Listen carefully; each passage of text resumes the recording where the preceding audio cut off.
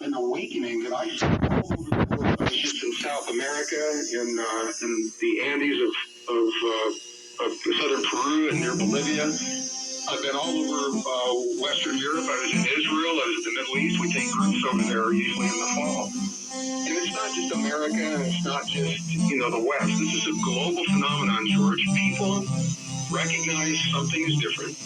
They recognize that there's no going back. We can't go back to a world that no longer exists. There's an openness to embrace new ideas based on rock-solid science. We can use people of reason to embrace their divinity, to embrace a super immune system, to embrace longevity enzymes, super memory, super learning, super cognition.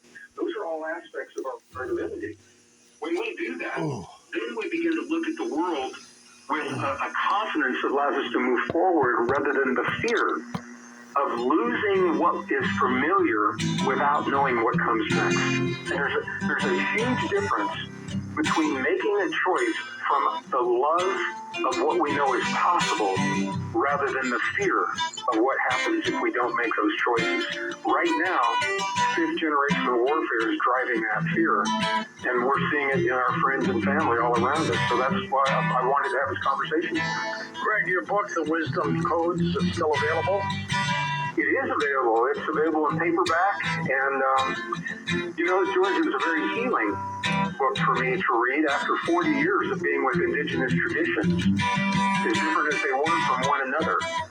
What I recognized was these ancient traditions always turned to words to comfort them in times of need. There were prayers or mantras or phrases that they would use, and I collected those and put those together in that book.